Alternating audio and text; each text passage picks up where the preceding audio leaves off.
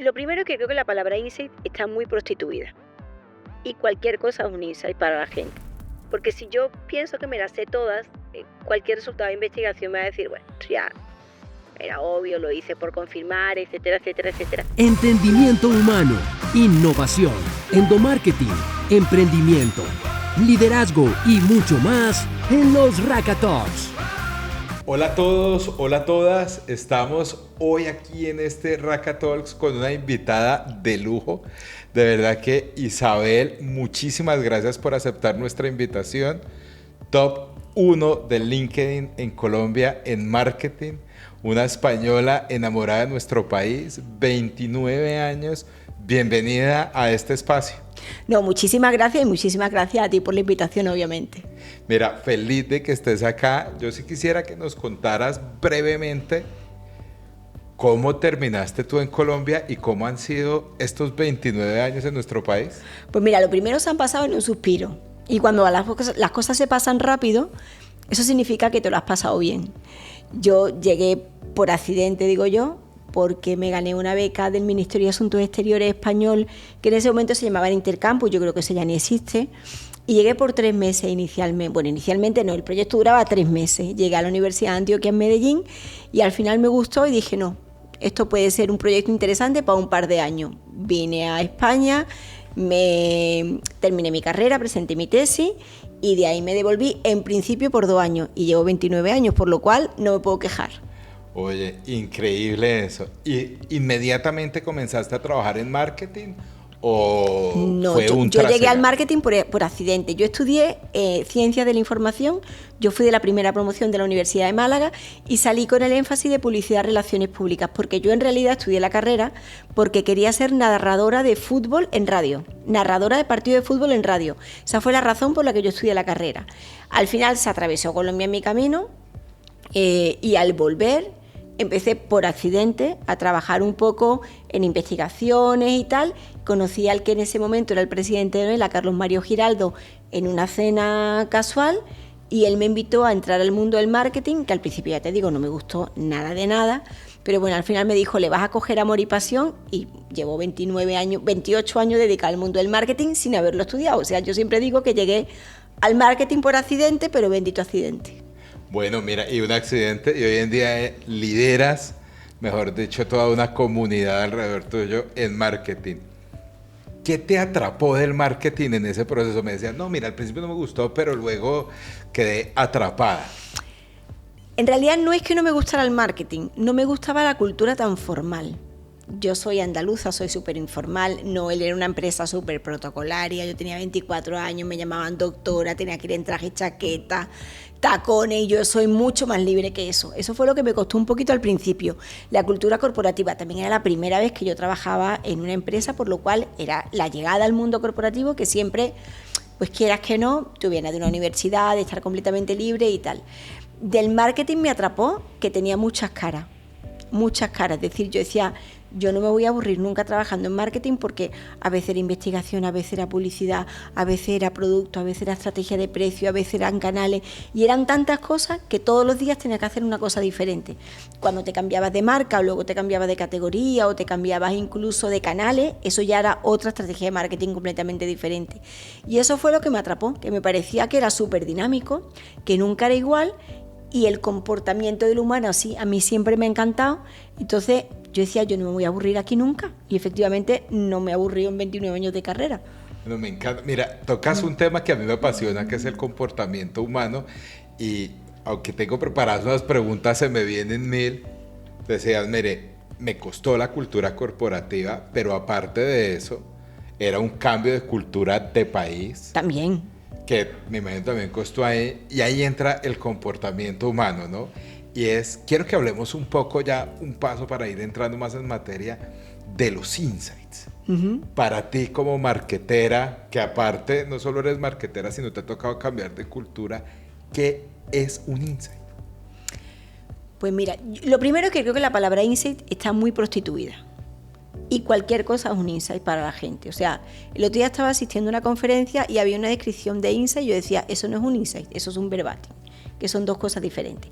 Sin ser yo investigadora de profesión, porque yo no soy investigadora de profesión, sí he trabajado con mucha investigación a lo largo de mi vida, yo creo que son verdades profundas, a veces no reveladas, que son compartidas por un grupo determinado de personas. Para mí eso es una verdad profunda que no necesariamente es evidente, pero que finalmente conecta emocionalmente a un montón de personas.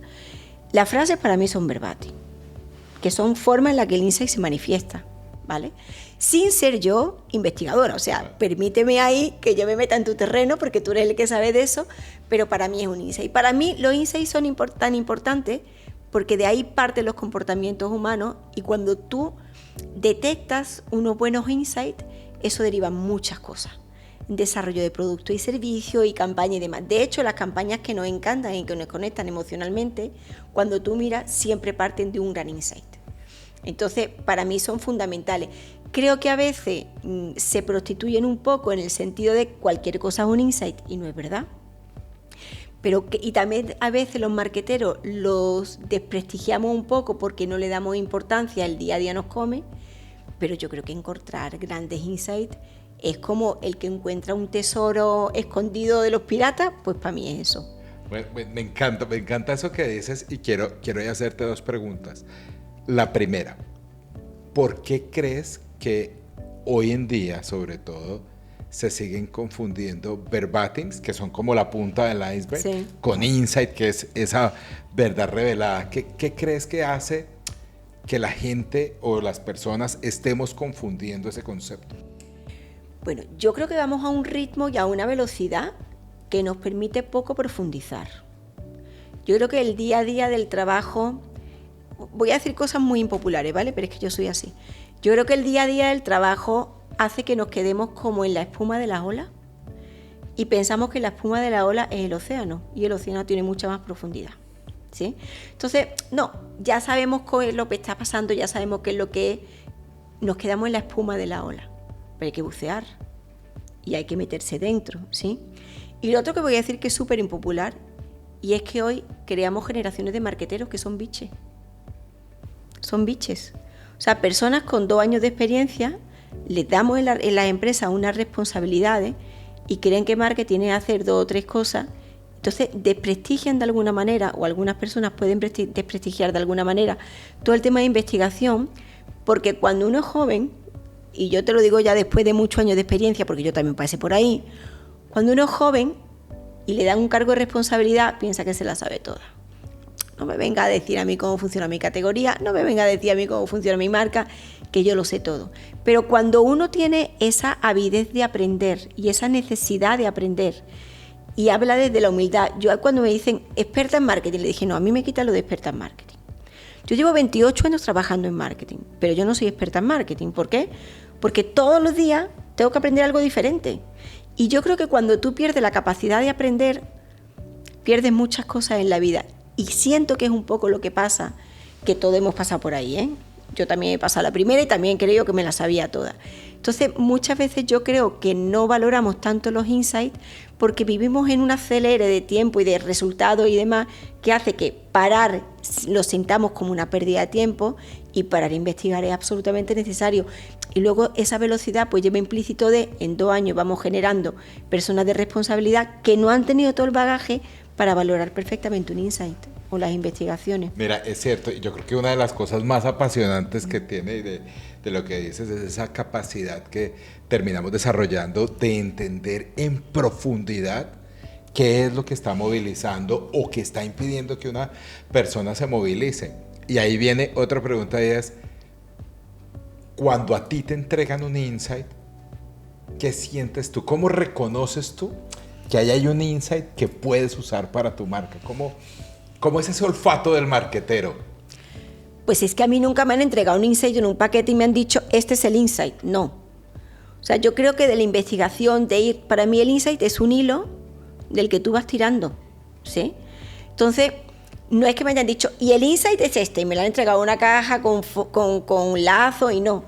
De las investigaciones de lo que dicen, uno va hilando puntos. A mí el discurso de Steve Jobs de Stanford me parece maravilloso para 50.000 cosas distintas. Y una de ellas es unir puntos. Yo creo que el marketero tiene que unir puntos. Y yo creo que más que entregarme el insight, lo que tiene que hacer el marketero es traducir. Un marketero es un buen traductor de lo que está pasando en la calle, de coger la investigación, de darle la vuelta y más. ¿Qué creo que nos pasa muchas veces a los marketeros? Cogemos la investigación, la guardamos figurativamente en un cajón, es decir, se queda en un archivo del ordenador y no sabemos qué hacer con ella. Pero de la investigación tú sacas un montón de cosas. Entonces, cuando tú unes puntos y dices, bueno, yo antes me dijeron tal cosa, ahora me están diciendo otra. ¿Será que el camino es por aquí o por allá? Y yo creo que de ahí es que uno empieza a tirar de la madeja de lana y va sacando cosas súper interesantes. Muchas veces no es textualmente lo que te dice la investigación, es lo que no te dice la investigación, pero que tú traduces. Por eso digo que para mí el marketero es un maravilloso traductor de lo que está pasando en la calle, del punto que te da la investigación, del punto que te da tu observación, tu propio conocimiento, y finalmente de eso saca verdades muy, muy potentes. Esa analogía me encanta y me conecta un poco con mi rol de investigador. Yo también ya llevo, aunque no se note, no mentira, llevo ya 20 años haciendo investigación, sobre todo cualitativa, aunque creo que insights salen de trabajar con la data, de hablar con las personas, bueno, como tú dices, unir puntos. De unir puntos. ¿Cómo nosotros en investigación podemos ayudar a ese marketero a conectar los puntos? ¿Cuál es para ti como ese insumo? ¿Cómo te debo yo entregar a ti el resultado de la investigación para que en realidad se convierta en un elemento de inspiración potente más allá de entregarte muchos datos? Mira, yo creo que hay dos tipos de agencias y dos tipos de relaciones de la agencia de investigación con marketing. El que te dice, esta es la investigación, te entrego el PowerPoint, tú ya verás qué haces con eso. Y el que de verdad se implica y te dice, venga, esto se podría bajar así, así, así, así. A mí, ¿qué me ha pasado? Que he trabajado con varias agencias de investigación desde mi rol de consultora en marketing desde hace 3 años. Que yo hace 3 años no estoy en el mundo corporativo, estoy en el mundo de consultorías de marca. Que yo entiendo el rol del director de marketing y es por falta de tiempo, por miedo, por un montón de cosas, coge la investigación, ya la hice, me quedé con 2 ideas y ya está. Yo trabajo mucho talleres para traducir a la acción y a la estrategia lo que decía la investigación. O sea, ayudar a los equipos de marketing, y yo creo que eso es algo que sería muy valioso y que yo como directora de marketing hubiera valorado mucho durante 20 y pico años de carrera, y es, no te entrego el informe, ahí te queda, sino ven y miramos esto, cómo puede bajarse a desarrollo de producto, a campañas de comunicación, a nuevos canales, a una estrategia de precio, etcétera. Porque yo creo que esa rueda, esa vuelta de tuerca es lo que falta, no ser un proveedor, sino realmente ser un aliado de verdad, ¿sí? Es decir, venga, y esto en tu negocio lo podemos bajar así, así, así, así. Hubiera pagado porque me hubieran hecho un taller de co-creación, agencia y equipo de marketing, para traducir y desmenuzar en el día a día y en el mediano y corto plazo cómo podía aplicarse la investigación que hice. ¿Cómo empezar a sacarle jugo a toda esa... Para que no se quede en ese cajón figurativo que decíamos ahora. Mira, esta charla me va encantando mucho porque aparte es un gran insumo para mí. Es más, yo también voy a decir algo impopular y creo que lo hablábamos. Yo a veces siento como investigador cuando veo una publicación en LinkedIn de alguien de marketing, todo, gracias a todo el equipo de marketing, gracias a la agencia de publicidad, gracias. Pero espero, seguramente alguien lo habrá hecho, la mayoría no dice, gracias al equipo de Insights, gracias a... ¿Por qué sientes tú o por qué crees tú, o si quieres quitarme el velo porque puedo estar sesgado, que no se está tan valorada la investigación de mercados? Es más, yo llevo 20 años trabajando en investigación de mercados y mi padre aún no entiende qué es lo que yo hago. ¿Cierto? La mía tampoco entiende lo que yo hago, tranquilo. No te preocupes por eso, no te mortifiques, la mía tampoco entiende lo que hago. Bueno, mira, es muy interesante. ¿Y por qué crees que no está más posicionada? ¿Por qué no se percibe siendo tan estratégico? No tiene un posicionamiento más estratégico dentro del esquema de marketing, publicidad. Yo lo tengo claro, porque a la agencia de investigación y a la investigación en general le falta marketing. Le falta mucho marketing. Claro, porque es que todo parte de una buena investigación, una campaña de comunicación, el desarrollo de un producto, la aprobación de una estrategia y demás. Pero las agencias de investigación tienen una información poderosa, valiosa, etcétera, que no comunican. Y yo veo en LinkedIn, yo soy muy activa en LinkedIn, tú sabes, yo veo en LinkedIn las publicaciones de la agencia de investigación y yo decía, joder, es que con toda la información que tienen y todo lo que tienen, ¿cómo hacen este tipo de publicaciones? Si yo tuviera la data que tiene una agencia de investigación, yo haría maravillas. Y yo creo que le falta marketing a la agencia de investigación y a la investigación en general le falta marketing, porque le falta sex appeal. Todos estamos enamorados de la campaña de comunicación. Todos estamos enamorados de la alianza. Entonces sale una campaña de comunicación y lo que tú dices, nombramos al director, a la agencia y demás. Pues las grandes campañas salen de grandes investigaciones. Me acuerdo, recientemente Puma lanzó una campaña a nivel mundial que ha sido fruto de la investigación más grande que han hecho en la historia de Puma. Y es que entrevistaron a 10.000 personas. Las razones por las que la gente salía a correr. Que todo el mundo decía, no, por estilo de vida, por estar bien, por salud, por lo que sea. Hicieron una campaña de comunicación que fue espectacular, donde se dieron cuenta que la gente salía a correr por una tusa, porque necesitaban sacar al perro, por una competencia con un amigo, porque querían entretener al bebé y que el bebé se durmiera o lo que sea. Razones mucho más reales que salen, y luego nos fascinan las campañas, pero las campañas ¿dónde salen? Las campañas vuelven y salen de unir puntos de investigaciones y demás. Entonces yo estoy absolutamente convencida, puedo estar errada, que lo que le falta es volverse sexy y tener más marketing. Mira, oye, interesante lo que dices. Un descubrimiento, 10.000 entrevistas. 10.000 entrevistas a nivel mundial para descubrir por qué las personas corrían, por qué verdadera razón las personas corrían. Todas te van a decir, tú les preguntas, todas te van a decir por salud, ni siquiera por estética, por salud, etcétera. Pero había razones humanas profundas de fondo. Y la campaña está hecha con una canción que es muy famosa, está hecha de el que sale a correr llorando, el que sale con el bebé, el que sale con el perro, y toda la campaña te va hablando de eso, es maravillosa. Oye, mira, dicho esto, está el insight como la base fundamental que viene de la investigación de conectar puntos. Y por otra parte, tú dices, ese traductor, cómo coge esa data y la vuelve una estrategia. ¿Cuál es el rol de la intuición? Yo siempre he dicho, como para darte mi punto, que la intuición es el conocimiento y las neuronas advirtiéndote algo que ya tu cerebro ha entendido y que es por ahí o no es por ahí. Uh-huh. ¿Cómo es la intuición en un marketero a la hora de enfrentarse y de encontrarse con el insight? Yo digo que una de las maravillas del marketing es que no es una ciencia exacta, no es matemática, ¿sí? Por lo cual tú puedes hacer todo exactamente igual que hiciste hace un año y no funcionarte. Porque cambió el contexto, porque cambió el momentum, porque cambió la competencia, porque la gente está en otro momento de tendencia, por lo que sea, ¿sí? Entonces, yo creo que para uno tener intuiciones tiene que tener mucha vida.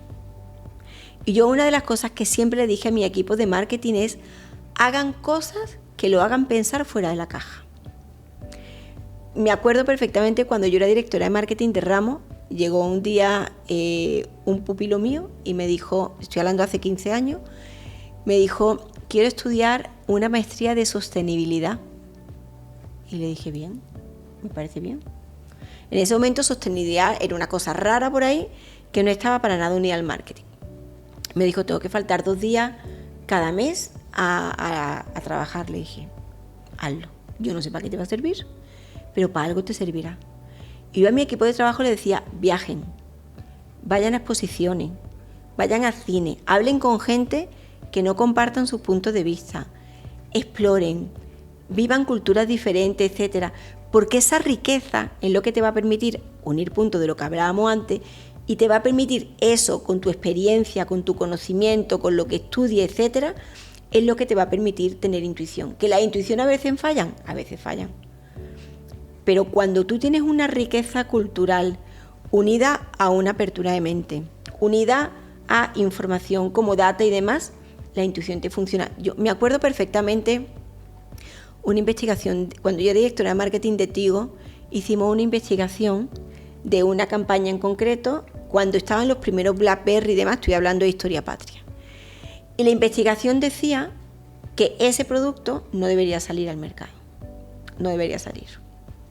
Y teníamos una persona dentro de Tigo en investigación que decía, no, la recomendación, vinieron a presentarnos la agencia, una agencia multinacional, tal, la investigación no era. Yo había asistido a las sesiones en la Cámara de GSL. De GSL. Yo había asistido a las sesiones y era con adolescentes, que me parece que es el grupo etario más difícil de investigar.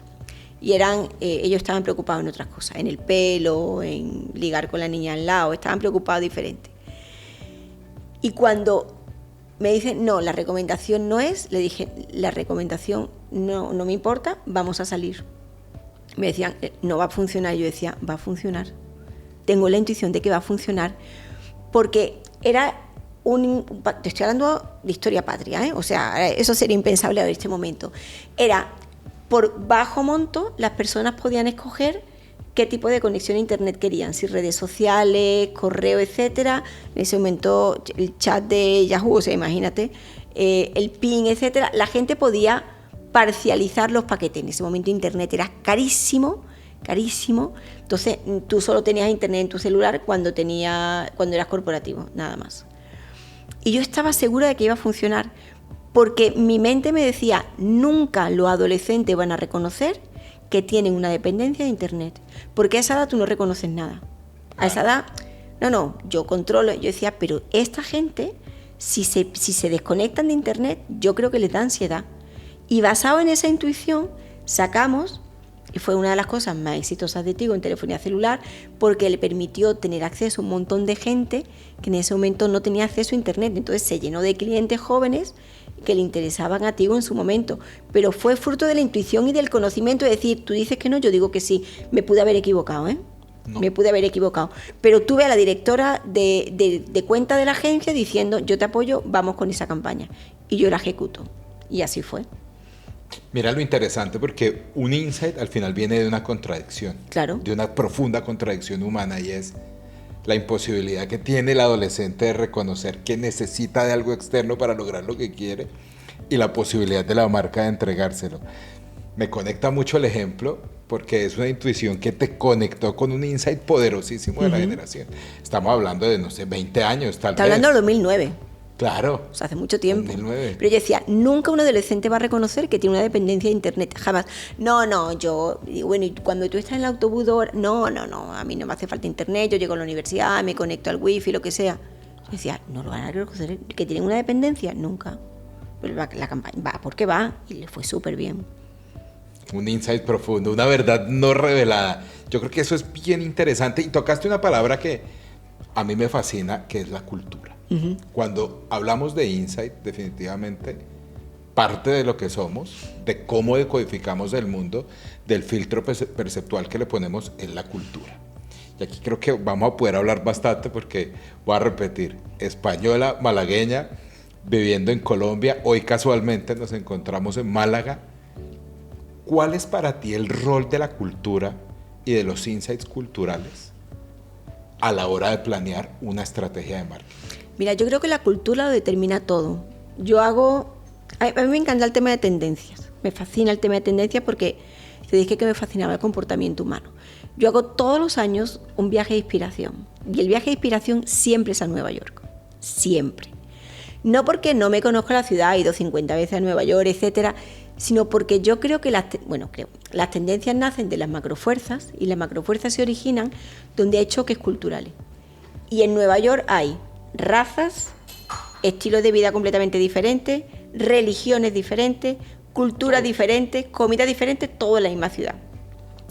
Yo creo que el marketero que no valora y entiende la cultura está abocado a desaparecer, o está abocado a chocarse contra un muro.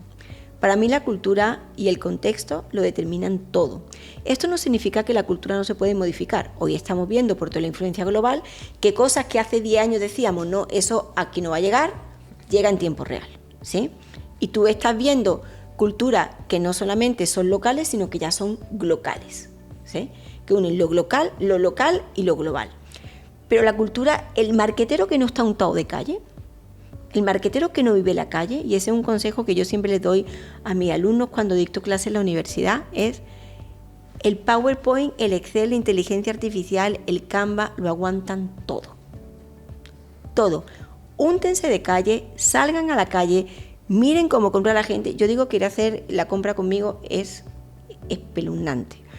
¿Por qué? Porque yo podía comprar un agua y me puedo tardar media hora.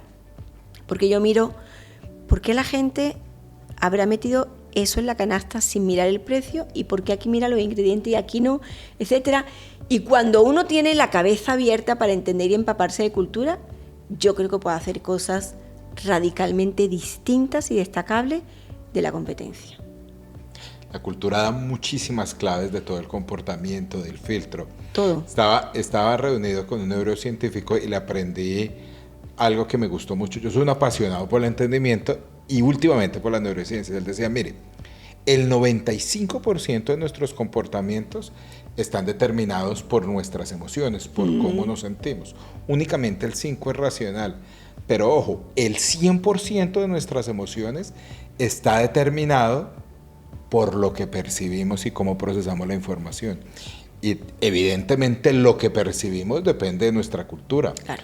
Para mí un choque muy positivo cuando llegué aquí a España es ver a la gente 11 de la mañana tomándose una cerveza, pero ojo, la cerveza duraba horas con tapas y todo, y decodificar para mí lo que representa la comida en España, contrastarlo contra lo que representa en Colombia o en otros países, fue como una explosión en mi cabeza porque dije, aquí la comida es un acompañante.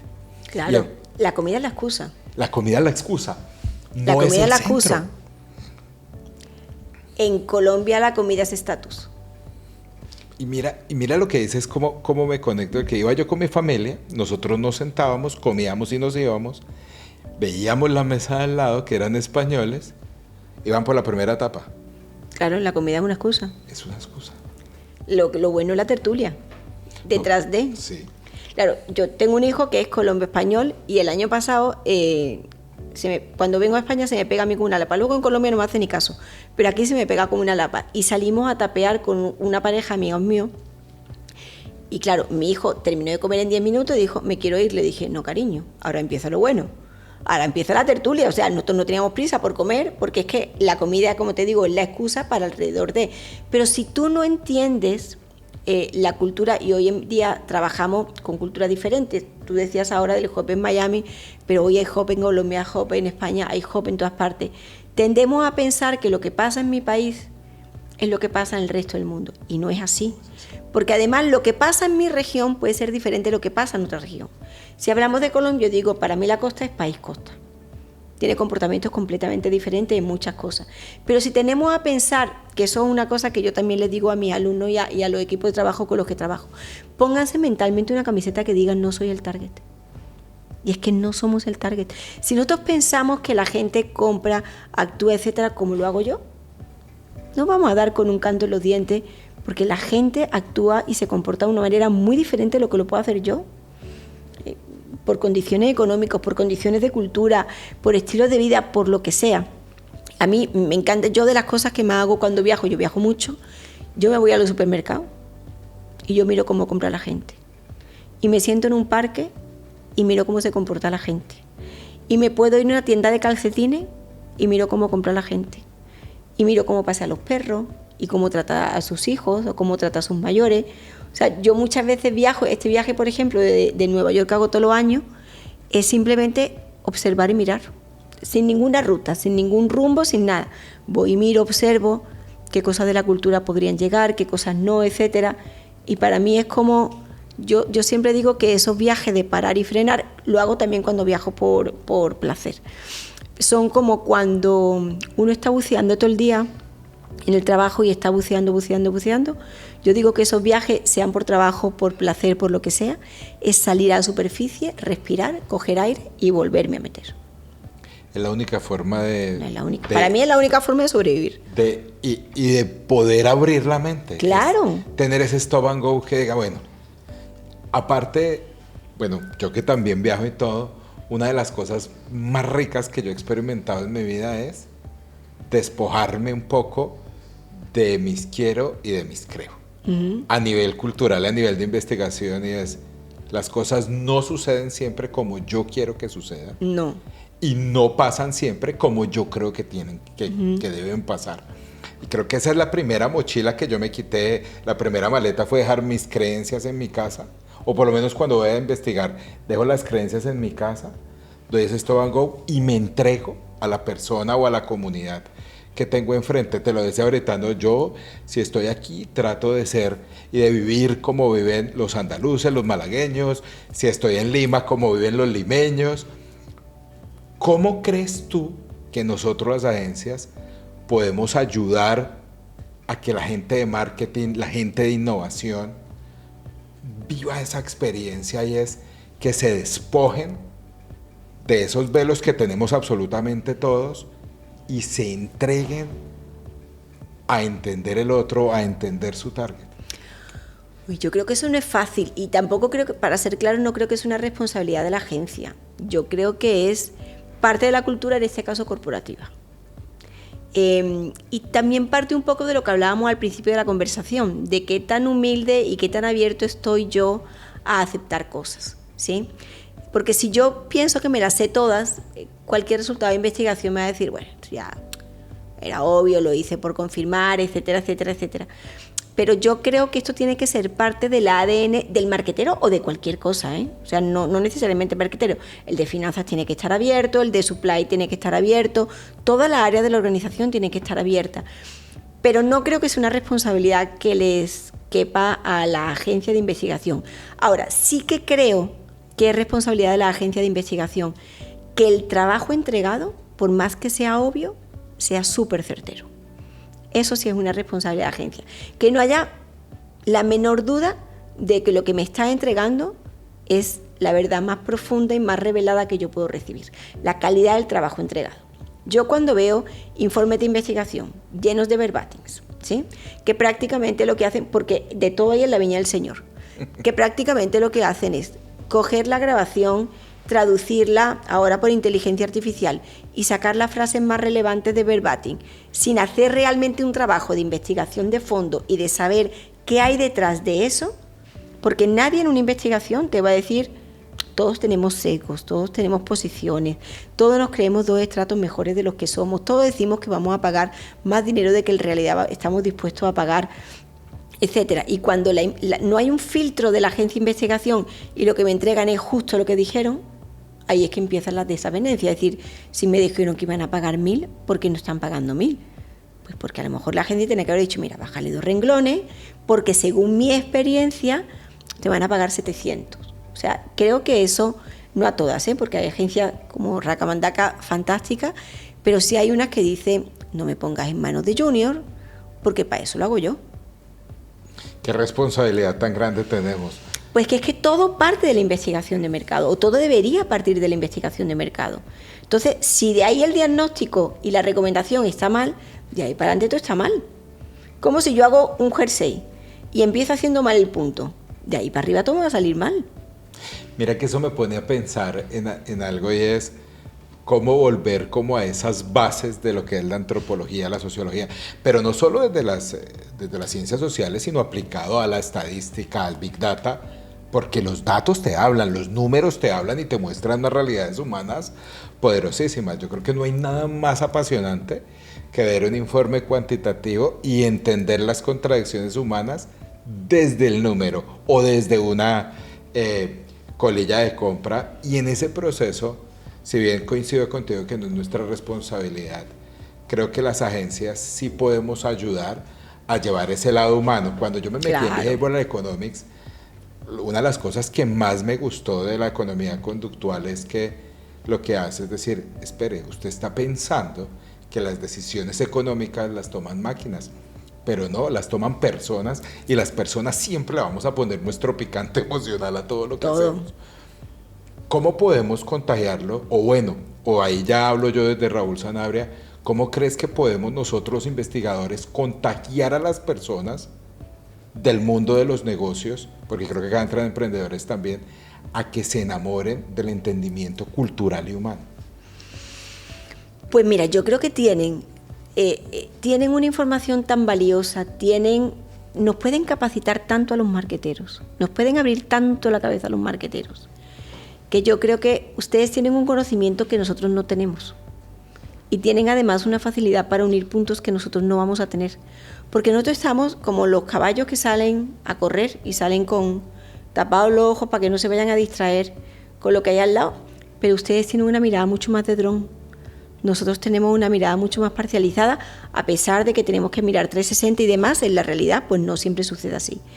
Y yo creo que una de las cosas que podría hacer la agencia de investigación es capacitarnos, informarnos, contarnos qué está pasando, etcétera, porque el día a día a nosotros nos come.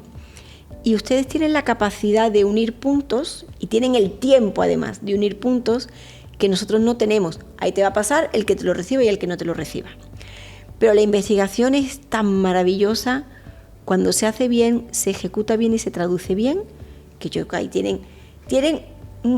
miren, es que para mí de la investigación parte todo. No hay una buena investigación, no hay buena campaña. O sea, el creativo no tiene cómo trabajar. No hay una buena investigación, voy a ser un poco errático a la hora de desarrollar productos y servicios. O sea, es que si la investigación hiciera buen marketing, se volviera más sexy, se volvería tan imprescindible que yo no daría un paso sin haber investigado antes. Mira, y eso me conecta con esto.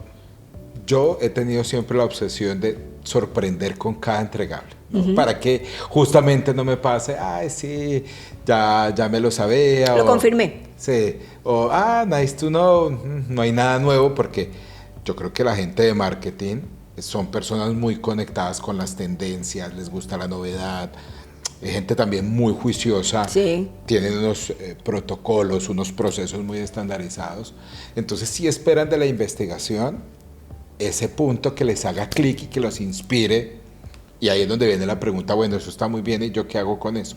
¿Cómo podemos nosotros ayudarlos a sorprenderse en ese punto crítico de la entrega? O sea, me daba a mí unos insights buenísimos, pero ¿cómo crees que ahí podemos aumentar el volumen? Bueno, lo primero que te quiero decir es que a veces la investigación simplemente es para confirmar lo que yo ya sé. O sea, no necesariamente la investigación tiene que descubrirme el agua tibia. Sí, o sea, hay veces que la investigación yo la hago para estar tranquilo y seguro de una decisión que tomo, de una verdad que yo considero, etcétera. Entonces, ni esa investigación no es menos buena que la otra. Me sirve para otra cosa, ¿sí? Pero no es peor que la otra. Ahora bien, yo creo que si la agencia se involucrara un poco más en cómo llevar esto a la práctica, lo que hablábamos justo ahora, eso sería un valor agregado.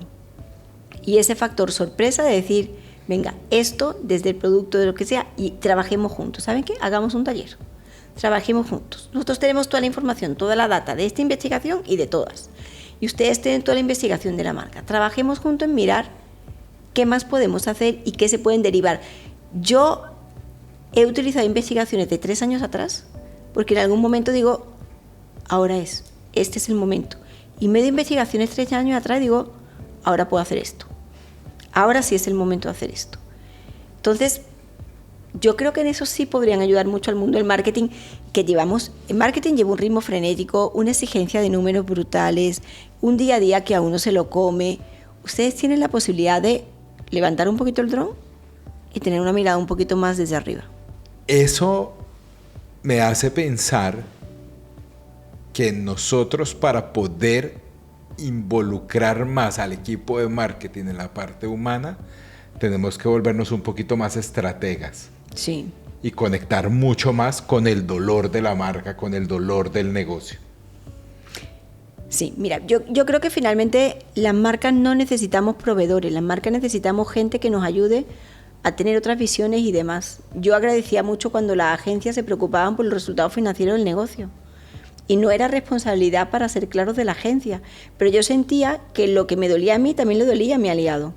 Y eso es fundamental, porque hay muchas veces que digo, pues yo no me las sé todas, pero a lo mejor entre tú y tú, haciendo un tour por el Bernabéu el otro día, hay una frase que yo utilizaba mucho y yo no sabía que era de Alfredo Di Stéfano, y era que ninguno de nosotros es tan buen jugador como todos nosotros juntos.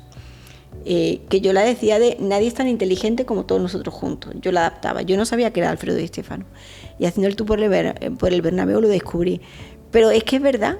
O sea, es que muchas veces yo te puedo complementar a ti, tú a mí, etcétera. Entonces, cuando nos bajamos un poquito en los egos y aceptamos con humildad que el otro puede tener puntos súper importantes y súper valiosos para completarme, creo que eso cambia la película completamente, porque es como el puzzle que encaja. Tú tienes una ficha, yo tengo otra, pero al final el puzzle completo se ve completamente diferente. Pues creo que es un poco eso. El trabajo de descubrimiento del otro siempre va a empezar con un trabajo interno nuestro, ¿no? Bueno, muy inspirador para las agencias. Y hablando de todo eso, ¿cómo ves el futuro de los insights con la llegada de la inteligencia artificial, el Big Data? Pues hay una frase de Guillermo del Toro que a mí me encanta, y es: yo no le temo a la inteligencia artificial sino a la estupidez humana, a la estupidez natural, decía él. No le temo a la inteligencia artificial sino a la estupidez natural del humano. Yo creo que los insights siempre van a ser importantes, porque la inteligencia artificial nos va a poder servir para muchas cosas, seguramente para tener una base de investigación o para saber por dónde orientar la investigación y demás. Seguramente de la data nos van a surgir muchas cosas, pero la conexión puede que te abra la puerta, pero yo creo que la conexión finalmente siempre es humana, siempre es humana. Y creo que yo te decía antes que utilizo la inteligencia artificial para destrabarme muchas veces, pero yo siento que para mí la inteligencia artificial es una puerta que se abre y digo, ya sé para dónde voy. Sí, la puerta está, ya sé para dónde voy. Pero yo creo que la inteligencia artificial va a aliviar algunos procesos muy monótonos de la investigación, pero yo creo que va a potenciar la investigación, por lo cual yo creo que los insights van a seguir siendo absolutamente necesarios, y a lo mejor la inteligencia artificial me orienta por dónde, pero el conocimiento y el contacto humano es el que te va a dar definitivamente el camino.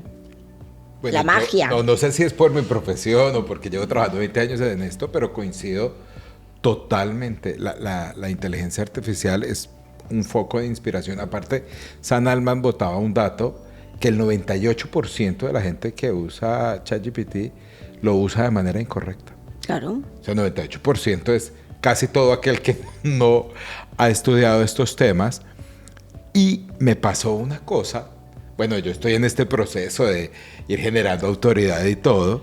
Y estaba en una reunión con un trafficker digital, y el chico, un chico muy joven, estaba revisando los videos de los que estábamos en aquella mentoría, y empezó de un momento a otro, mira, éramos como 30 personas, dijo, bueno, este video es hecho con inteligencia artificial, ¿verdad? Sí. Y él ya tenía la habilidad, pero mira, esto era una pitoniza, de saber cuáles habían sido hechos con inteligencia artificial y cuáles no habían sido estructurados y guionizados con inteligencia artificial. Entonces me impactó mucho, porque dije, es cierto, si nos dedicamos a usar inteligencia artificial únicamente, vamos a terminar repitiendo todo lo mismo. Yo soy súper activa en LinkedIn, y yo leyendo me di cuenta de qué comentarios y qué posts son hechos con inteligencia artificial, porque es que todos suenan a lo mismo, ¿sí? Entonces, a mí cuando me dicen, te doy los 3 pros maravillosos para que desarrolles tu marca personal, yo me imagino estos clones de soldados que son todos iguales, cuando yo creo que lo bonito está en la autenticidad de cada uno. O sea, como en la chispa y en la magia que cada uno le pone. Si no, vamos a estar fabricando clones todos iguales. Pero bueno, la inteligencia artificial es como todo, ¿no? Como la utilice. La puedes utilizar bien para inspirarte, o la puedes utilizar para que piense por ti, y creo que todo lo que no se usa se atrofia. Ese es el verdadero riesgo. Yo me escucho y digo, la gente va a pensar que no me gusta. No, soy un amante, la uso muchísimo, cada día integro o integramos más herramientas, pero siempre en pro de quitarnos cargas innecesarias. Claro. Y de que favorezca el pensamiento crítico, la profundidad, el análisis comparativo, la unión de puntos. Creo que si eso lo hacemos, como bien lo decías tú, va a ser un potenciador. Potencia, claro. Lo que no puede sustituir es la manera de pensar y de razonar, porque es que se nos va a atrofiar el cerebro. Claro. Y hay otro tema, y es que yo no sé qué tanto, y eso sí es una pregunta, tiene en cuenta en realidad las diferencias culturales. ¿sabes? No sabría decirte. ¿Sabes? No, yo ahora que lo digo, No sabría decirte. Siendo algo tan importante que al final hay que irlo alimentando de un gran banco, porque sabemos que las palabras, hablamos español, pero no es la misma lengua dependiendo del país, ni siquiera dentro de Colombia. No. Sí, no, haya menos, creo yo. Es un idioma diferente cada vez, y en ese sentido también quiero preguntarte, ¿tú cómo ves el futuro de las investigaciones a nivel antropológico y cultural? ¿Lo ves cada vez más relevante o sientes que está perdiendo relevancia? No, yo creo que cada día va a ser más relevante. ¿Por qué? Porque yo creo que hoy en día tenemos muchas culturas dentro de la cultura. Y antes teníamos comportamientos más o menos iguales, pero hoy en día todos tenemos influencias completamente diferentes. Y a mí cuando me dicen, los millennials, la generación X, se comportan así, no, es que dentro de eso hay 50.000 comportamientos diferentes, porque depende como tú quieras inventar. Entonces, yo creo que la investigación cada día va a ser más necesaria, porque cada día va a ser más complejo entender al humano. Porque antes tú ponías un comercial de televisión de detergente y tú tenías 10 millones de personas sentadas ahí, entonces todo el mundo, todas las señoras te veían el comercial de detergente. Hoy en día cada día los contactos son más difíciles de hacer, nos comportamos de una manera completamente diferente, tenemos menos capacidad de atención. Entonces yo creo que cada día vamos a necesitar entender más profundamente al humano, y eso se hace con investigación. Mira, te voy a contar una hipótesis que yo tengo hace un tiempo, el tema de las generaciones y las épocas. Yo creo que hablamos ahora mucho de generaciones, pero no tenemos muy en cuenta la época, ¿cierto? Entonces, no, que la generación Z está muy preocupada por el cambio climático, pero yo tengo amigos, yo cumplo 43 ahorita, que son, pero las personas que más se preocupan por el planeta. Y fui profesor durante mucho tiempo mientras vivía en Colombia y veía unos muy jóvenes que no. Bueno, la generación Z se preocupa mucho por el cambio climático, pero compran en Shein. Claro. Profundas contradicciones. Por eso digo, es que dentro de cada costal hay un montón de cosas diferentes. ¿Y qué opinas tú también del entendimiento de la época, ¿no? Es decir, no solo pensar o sesgarnos a decir, mire, la gente de la generación Z es esta, pero puede haber gente de 40, 50, 60, 30, que seguramente serán muchos más de los que uno cree, que comparten esos valores. Claro, pues es que finalmente la generación es una segmentación demográfica. Una generación es una segmentación demográfica.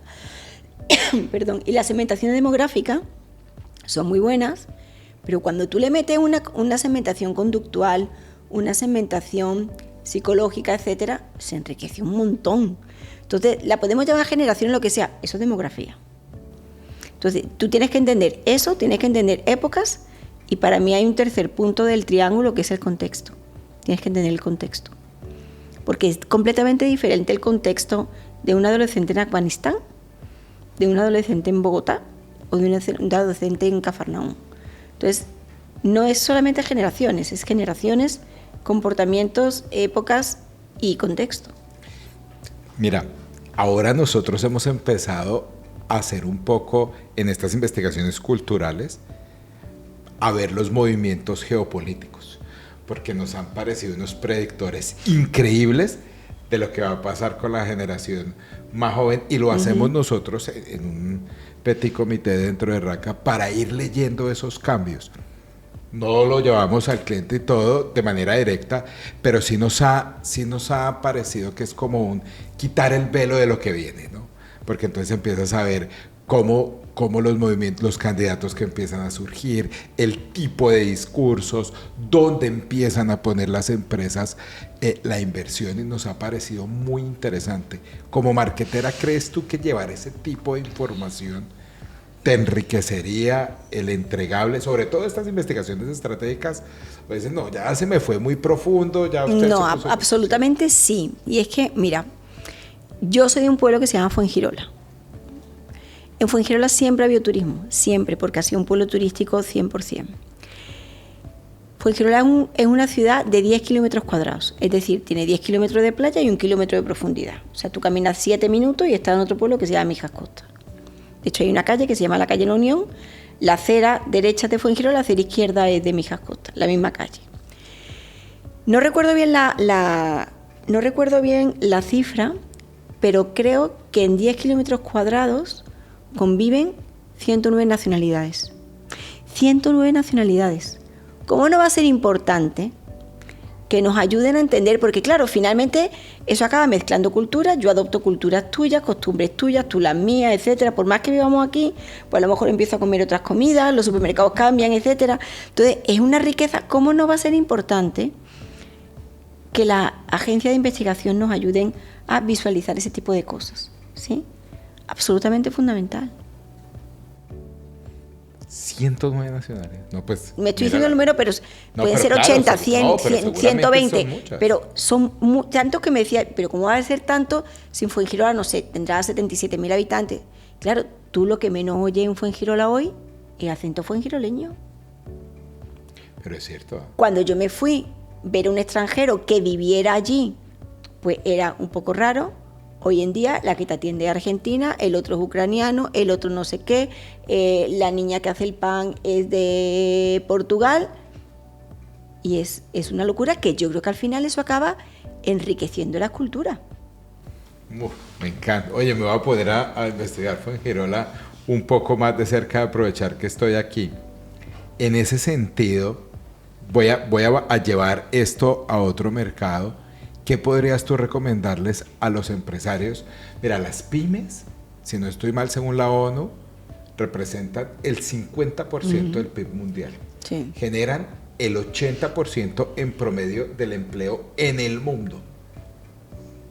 ¿Qué podemos decirle a empresarios, pymes, a nivel mundial, sobre todo a nivel hispano, para que empiecen a fortalecer su relación con su cliente y con su marketing? Yo lo que le diría es sea muy estratégico y determine lo que su marca es y lo que su marca no es. Yo sé que las pymes dicen no tengo presupuesto y no tengo tiempo, pero tienen presupuesto para equivocarse. O sea, yo creo que una cosa es gastar y otra cosa es invertir. Y yo creo que tienen que tener una inversión inicial, ni siquiera en publicidad. O sea, me dicen, no, voy a pautar en redes sociales. ¿Qué vas a decir? ¿A quién? O sea, ¿cómo te vas a diferenciar? Me han hecho esta pregunta muchas veces. Si tú le tuvieras que hacer una recomendación a una pyme, ¿cuál sería? Prepare muy bien su estrategia y conozca muy bien al cliente que quieren tener. Que no necesariamente el que tienen, al que quieren tener. Porque yo creo que por la velocidad y por la necesidad del flujo de caja diario y por la falta de tiempo no paran a pensar. Y yo creo que son las primeras... Mira, todas las empresas arrancaron siendo pymes. Todas las empresas arrancaron en un garaje. Zara arrancó en un garaje. Yo no conozco la primera empresa que arrancó siendo una multinacional. De origen, ninguna. Unilever no arrancó siendo el tamaño que soy. Todas las empresas pasaron por micropymes y después por pymes. Unas lo hicieron de forma estratégica y se convirtieron en lo que hoy son. Otras no lo hicieron de forma estratégica y se quedaron como pymes o desaparecieron. Entonces, prepare muy bien la estrategia y conozca muy bien a quién se quiere dirigir y qué hace su competencia para hacer lo mismo. Oye, me encanta esa frase, conozca al que quiere. No al que tengo. No al que tiene, sino al que quiere. Al que quiero. Yo cuando trabajo audiencias, en los trabajos de consultoría, es muy difícil que las empresas se quiten el sesgo del cliente que ya tienen. Cuando tú le dices, trabajemos en las audiencias que queremos tener, siempre te describen a las que tienes. No, las que tienen no. Es que no sé si las que tienen te van a llevar al futuro. O sea, no son si es la audiencia correcta. Pensemos y trabajemos en las audiencias que queremos tener, no en la que tengo, que necesariamente suelen no ser lo mismo. No son lo mismo. Me encantó. Esa me la voy a llevar, yo la voy a empezar a usar. La voy a empezar a usar. Isabel, ¿qué consejo le podemos dar a los empresarios y emprendedores que nos están escuchando para que se enamoren más de los insights culturales, de los insights personales? Pues mira, yo creo que cuando la gente entiende que la investigación, los insights, entender el comportamiento humano, predecir para dónde va el comportamiento humano, y eso finalmente lo unen con su empresa, independientemente de que tengan departamento de marketing, no tengan, de que sea el sobrino, el primo, el hermano, no me importa. Al final todos somos marketeros, todos somos publicistas y todos somos entrenadores de fútbol, todos. Todos alineamos mejor, todos sabemos hacer mejor una estrategia de marketing, todos somos diseñadores, etcétera. Pero yo creo que lo que hablábamos justo ahora, el marketing es tan necesario porque marketing no es hacer publicidad y marketing no es publicar en redes sociales. Eso es un pino en una montaña. Marketing es investigar, conocer, determinar, crear tendencias, cambiar culturas, orientar cosas. Entonces, yo creo que en el sentido en que ellos entienden que marketing no es redes sociales y no es publicidad, y entienden lo que de verdad es marketing y todo lo que conlleva, por eso te decía al principio yo nunca me aburro marketing porque es que nunca hago lo mismo. En ese momento que ellos entienden la importancia del rol estratégico de marketing, más allá del que hace el logo, hace el MOOC o hace la taza, en ese momento cambia completamente la perspectiva de la empresa. Entonces yo le diría, profundicen mucho más, contraten a alguien bueno en marketing, si no tienen para contratar, contraten un freelancer, una agencia, lo que sea, y rodéense de buenos coequiperos.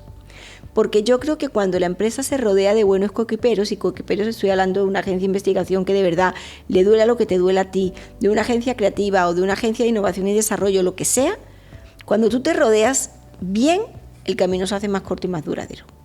Wow. Así es. ¿Y cómo resumirías en una frase el valor transformador que tienen los insights en un negocio? Es el faro, luz y guía de tus acciones futuras. Faro, no, mejor dicho, voy a salir yo feliz de esta charla. No, re enamorado. No, mentira, yo soy muy enamorado de los insights y del entendimiento humano, porque creo que cuando uno realmente se enamora de su cliente y se enamora de sus problemas, construye mejores relaciones. Totalmente. Sí, para mí emprender es la capacidad que yo desarrollo de ayudar a otro generando valor en su vida, ese intercambio de valor. Y así Tal todos cual. los días, cada vez que me levanto achantado, preocupado, digo, no, vamos a ver qué hacemos. Y generalmente ocurre algo porque me enamoro del otro. Y en ese sentido, y para ir cerrando, ¿cuál crees tú que podría ser un reto que deben las agencias ayudar a superar a los equipos de marketing, entendiendo que el mundo cambia a unas velocidades? Es decir, hoy es el día más lento del resto de nuestras vidas. Yo creo que hay una clave desde mi punto de vista y es dejar de ser reactivas y volverse proactivas. ¿Cómo es eso? Dejar de esperar a que me pidan un trabajo e investigar por mi cuenta para saber cómo puedo ayudar a una empresa, independientemente de que me haya encargado una investigación o no. Yo creo que muchas agencias están esperando que les lleguen los clientes y yo creo que puede que yo no sepa que necesito una investigación. Puede que no sepa. Puede que yo no sepa que tengo que investigar por este lado o por el otro. Yo creo que las agencias de investigación están llamadas a abrirle la cabeza a los marketeros. Para mí ese es el gran rol de una agencia de investigación proactiva. Abrirle la cabeza a los marketeros. Que les explote, que les inspire. Muy bien. Y ya hemos aconsejado a los empresarios, a los equipos de marketing. Ahora, dicho todo lo que has dicho, que han sido una cantidad, mejor dicho, unos insights invaluables, 2 tips que le quieras dejar a las agencias de experiencias que has tenido y que han dicho, mire, por ahí es. A las agencias o a los investigadores. Lo primero, involúcrense en el proyecto como si fuera suyo y no fuera un trabajo. O sea, entiendan que esa empresa que los está contratando es su empresa y ni siquiera es su empresa, es su dinero, es su bolsillo. Y yo siempre le digo a las agencias, y a mis equipos de trabajo les digo, actúen con mentalidad de dueño. Y las agencias deberían pensar como dueño del negocio del frente. Y lo segundo, que creo que lo hemos venido repitiendo durante la charla, es no sean un proveedor y sean de verdad un aliado preocupado por el dolor y la preocupación del otro. Finalmente yo creo que los proveedores, entre comillas, que para mí son solucionadores de problemas, en la medida en que entienden que parte de su responsabilidad es quitarle el dolor al otro y quitarle lo que le duele, ahí están. Yo he trabajado con agencias. Yo a la directora de cuentas de una agencia y a mí nos llamaban las siamesas y nosotros nos llamamos siames. Todavía nos llamamos siames y hace muchos años no trabajamos. porque yo sabía que lo que a mí me dolía era preocupación de ella. Y más allá de la creatividad, ellos se preocupaban de cosas muy diferentes que me ayudaban a solucionar el negocio, más allá del rol por el que yo contrataba a la agencia. Me encanta. Isabel, de verdad que qué espacio tan enriquecedor. Seguramente hay muchos otros temas. Bueno, voy a robarte 5 minutos más porque cuando apagamos las cámaras y todo, hablamos del tema un poco de los estereotipos, ¿cierto? Yo te decía que cuando uno sale de Colombia y es bogotano, la gente se sorprende. Bueno, me ha pasado primero que piensan que no soy colombiano por el acento, porque el colombiano lo asocian mucho más al con paisa. el acento paisa, ¿no? El bogotano es muy neutro. ¿Cierto? Entonces por ahí no, como que ya empieza. Segundo, piensan que todos somos muy abiertos. Yo particularmente me considero una persona abierta, pero el bogotano es más introvertido, sí, claro. Reservado. Pero los estereotipos muchas veces juegan en contra de nuestra estrategia en los negocios. ¿Cuál ha sido, entendiendo que tú no solo eres marketera, sino eres migrante y multicultural, cuál ha sido para ti el éxito a la hora de integrarte a una nueva cultura? Intentar no cambiar el país e intentar no comparar. Tomándonos un café, antes estábamos hablando de... Yo creo que cuando tú comparas pierdes, para bien o para mal, ¿sí? Cuando tú comparas pierdes. Yo creo que los países y las circunstancias dentro de los países no son ni mejores ni peores, son distintas. Entonces yo puedo ir amargada en Colombia echando de menos la comida, porque me parece que la comida de Bogotá no es tan rica como sí, o la puedo cocinar. Yo la comida española. Y todo depende, que yo creo que es con el cristal con el que vienen las cosas. Yo veía gente profundamente, yo viví en París un año estudiando en la Sorbona, y veía gente profundamente amargada porque no había sol todos los días. Yo decía, ni lo va a haber porque te frustre. O sea, a ver, sí, ¿no? Tú puedes rezarla aquí, contratar un chamán, y no por eso va a hacer sol en París. Eso no lo puedes cambiar. El comportamiento de los parisinos no lo puedes cambiar. Tú te adaptas o no te adaptas. Yo digo que como con las relaciones personales, ¿cuáles son tus banderas rojas, tus negociables y tus no negociables? Si tú no puedes vivir sin sol, chica, París no es para ti. Pero me pasó lo mismo cuando llegué a Colombia. Tenía un compañero que vivía renegando todo el santo día de que en Medellín tal A, B o C. Le dije, mira, las cosas no son ni mejores ni peores, son distintas. Tú tienes dos caminos. O tú te pasas los 2 meses que vas a estar aquí amargado, comparando, o te adaptas, disfrutas y vives. Si te quieres quedar, te quedas, y si no, te largas. Si es que no pasa nada, si es que nadie está obligado a estar en ninguna parte. Entonces, yo creo que el gran error es cuando comparamos. Yo hay cosas que me gustan más en Bogotá, cosas que me gustan menos. Cosas que viajo ahora a París y digo, jo, qué guay tal cosa, y cosas que digo, yo esto no cambio por nada en el mundo. ¿Sí? Pero yo creo que es, si tú finalmente no te integras, vas a vivir en un gueto privado, seguramente muy bonito, pero un gueto, pero nunca te vas a integrar con la gente. Y vas a perder eso que hablábamos al principio, esa capacidad de absorber como esponja. Y a la hora de liderar, a mí eso siempre me ha parecido uno de los grandes retos de la modernidad, que es la globalización, y es liderar multicultural. ¿Cómo ha sido esa experiencia liderando gente de otras culturas? Porque bueno, no solo eres española y no viviste en Bogotá y Medellín, dijiste que la costa colombiana era República Independiente. País Costa, sí, para mí es el País Costa. ¿Cómo has hecho para liderar equipos de trabajo de diferentes culturas? Pues mira, yo entiendo que hay una diferencia entre ser jefe y ser líder. Yo creo que el líder inspira y el jefe ejecuta y lo tienen que obedecer. Yo he querido ser toda mi vida líder, porque es mi condición natural.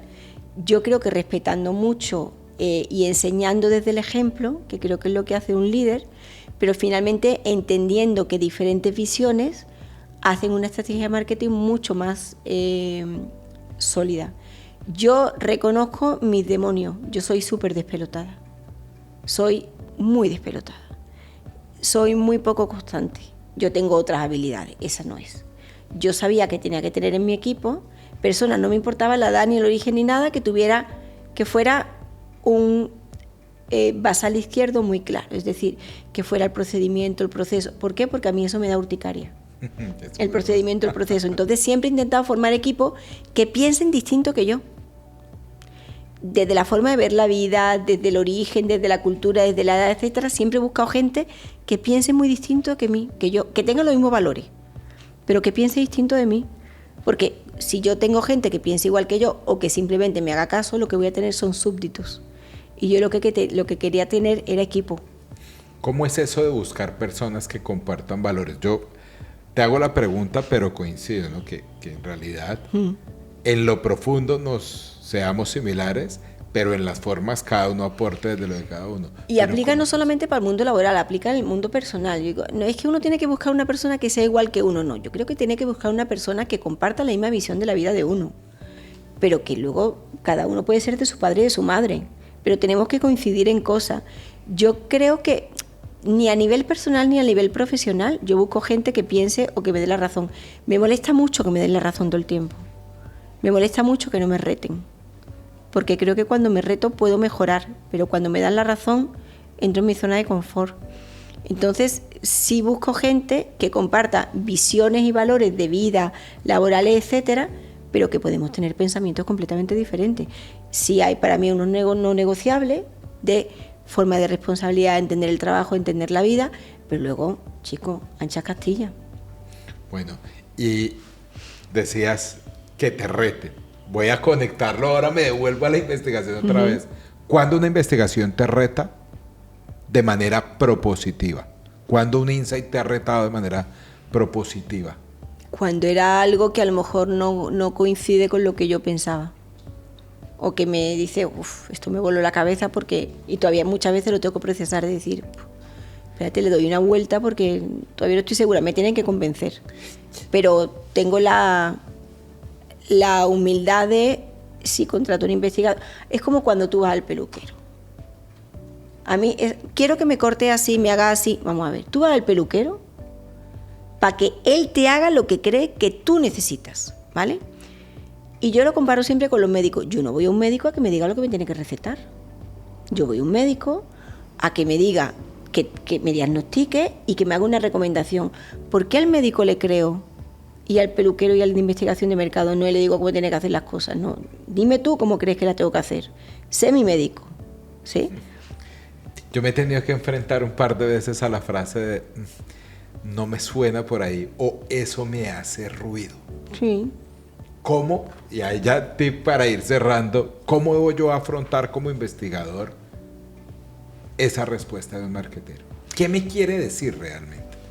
Que no es lo que él esperaba, pero vuelve y juega. Ahí depende tanto de ti como del que tienes enfrente. Si el que tiene enfrente es un muro, tú le puedes dar todas las razones, los argumentos, etcétera.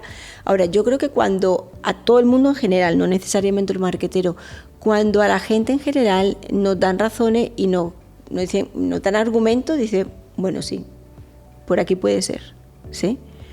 Finalmente lo que uno intenta es irse a lo seguro, y lo seguro es lo que yo ya he hecho antes y que me haya funcionado. Cuando tú me retas y me propones algo nuevo, empiezo como, no sé, porque es que eso no lo he hecho antes, pero no es que lo verbalicen, sino que uno indiscutiblemente siempre busca la zona de seguridad y de confort que tuvo antes. Pero en la medida en que tú le das la tranquilidad y dices, no, espérate, esto lo podemos hacer así, los resultados van a ser esto, y esto es lo que vas a recibir, yo creo que cuando se alinean expectativas, eso es lo que ayuda finalmente. Bueno, no, Isabel, ahora sí. Mira, yo te dije 5 minutos más, nos demoramos 15 más, fuimos, volvimos, pero creo que es una charla muy enriquecedora para mí, para nosotros, para los que nos van a ver seguramente. Me gustaría que cerraras con algo que quisieras transmitirle a la comunidad de Raca Mandaca, de marketing, de investigación, alrededor de los negocios de tu experiencia. Pues yo diría que sean hambrientos, que tengan hambre siempre, hambre de saber más, de conocer más, de no quedarse en esa espuma de la hora que decíamos como en lo superficial, sino meterse y ahondar más en el porqué de las cosas, porque yo creo que una persona que sea inquieta en muchos sentidos, yo creo que en la vida le va mejor que cuando es conformista. Qué bonito, no quedarse en la espuma de la ola. Isabel, muchísimas gracias. No, a ti. Bueno, muchas gracias a todos y todas y nos vemos pronto. Entendimiento humano, innovación, endomarketing, emprendimiento, liderazgo y mucho más en los Raka Talks.